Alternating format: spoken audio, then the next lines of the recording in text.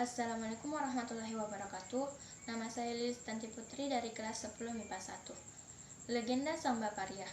Pada zaman dahulu ada seorang gadis dan adiknya yang tinggal di sebuah rumah panggung di tengah hutan belantara.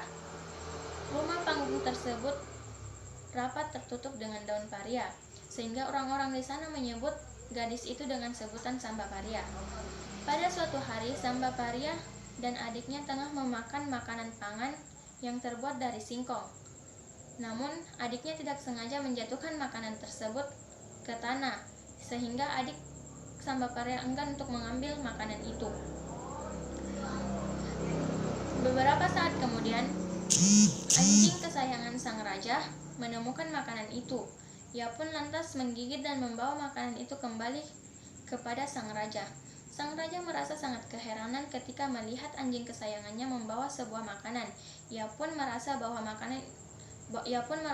pemilik makanan itu tidak jauh dari tempat mereka berburu, karena makanan itu masih sangat hangat. Ia pun meminta sang anjing untuk membawa sang raja ke tempat di mana anjing tersebut menemukan makanan itu. Dengan bantuan para prajuritnya, sang raja pun sampai di rumah milik Samba Parya. Ketika melihat Samba Parya, sang raja sangat terpesona dengan kecantikan Samba Parya. Timbullah niat jahat sang raja untuk menculik Samba Parya ketika mengetahui bahwa Samba Parya hanya tinggal dengan adiknya yang masih kecil saja. Sang raja pun berpura-pura meminta minuman kepada Samba Parya. "Ampun Baginda Raja, air minum hamba sudah habis," jawab Samba Parya. "Namun apabila sang Baginda Raja bersedia untuk menunggu, biarkanlah adik hamba untuk mengambilkan air di mata air di balik gunung terlebih dahulu." Ketika adik Samba Parya pergi untuk mengambil air, sang raja lantas melaksanakan niat jahatnya. Ia pun menyuruh para prajurit kerajaan untuk membawa Samba Parya ke istana kerajaan. Namun Samba Parya melakukan segala cara agar kepergiannya diketahui oleh adiknya itu. Ia pun lantas meminta syarat kepada sang raja. Samba Parya berkata, biarkanlah hamba membawa daun-daun parya ini. Hamba sangat senang memakan sayur daun parya." Sang raja pun memenuhi permintaan Samba Parya. Samba Parya pun dibawa ke istana kerajaan dengan menggunakan kuda. Tanpa sepengetahuan prajurit kerajaan, Samba Parya merobek-robek daun parya itu di sepanjang jalan yang dilaluinya. Ia berharap bahwa itu bisa menjadi petunjuk bagi sang adik untuk mengikuti Samba Parya sampai di mana tempat dibawanya Samba Parya. Ketika sang adik sampai di rumah, ia merasa sangat kebingungan dan takut karena tidak melihat kakaknya di dalam rumah itu. Ia pun merasa sangat yakin bahwa sang raja membawa paksa kakaknya itu. Sang adik pun keluar rumah. Ia melihat sobekan-sobekan daun parya. Ia pun merasa sangat yakin bahwa sobekan itu merupakan petunjuk dari kakaknya. Ia pun mengikuti sobekan-sobekan daun parya itu. Setelah berjalan selama 2 hari 2 malam, ia pun sampai di halaman istana kerajaan. Ketika sampai di halaman istana kerajaan, adik Samba Parya kemudian berteriak memanggil nama kakaknya. Namun kakaknya tidak kunjung menyahut panggilannya itu.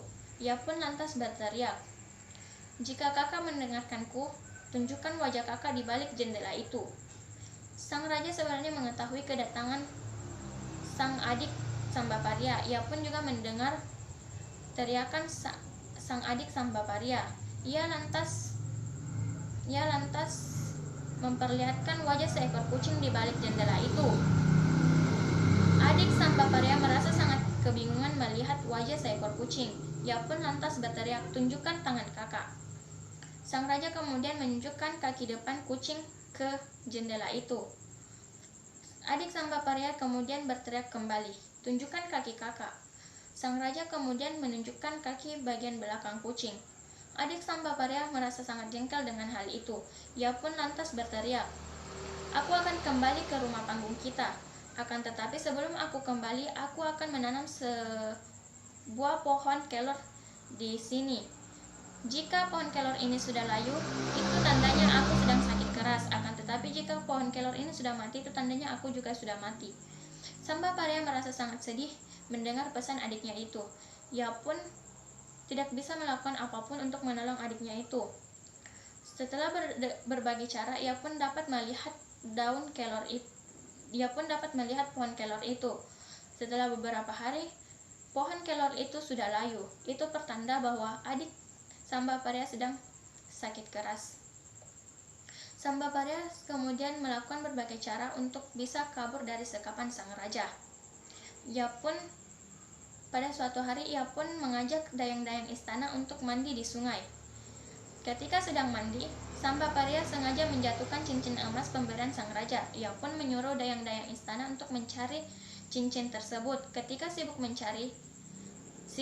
dayang-dayang sibuk mencari, Sambaparea kemudian diam-diam meninggalkan mereka dengan kuda yang telah dipersiapkannya. Ia pun kembali ke rumah panggung miliknya. Adik Sambaparea merasa sangat senang dengan kedatangan sang kakak.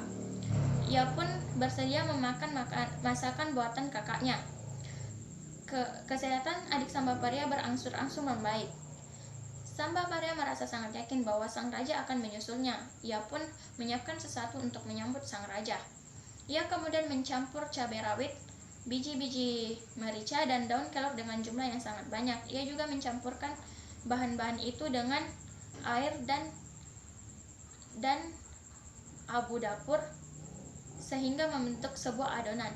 Ketika sang raja benar-benar datang ke rumah panggung milik Sambaparea, Sambaparea kemudian melemparkan ramuan itu ke muka sang baginda raja. Sang baginda raja merasa sangat pedih di bagian wajahnya. Ia kemudian menggosok-gosok matanya. Akan tetapi, ketika menggosok-gosok bagian matanya tidak kunjung membaik, akan tetapi bertambah buruk. Ketika menggosok matanya, sang raja tidak sengaja terpeleset hingga akhirnya terjatuh dari rumah panggung, hingga akhirnya kepalanya terbentur di tanah. Hal ini menyebabkan sang raja menghembuskan nafas terakhirnya.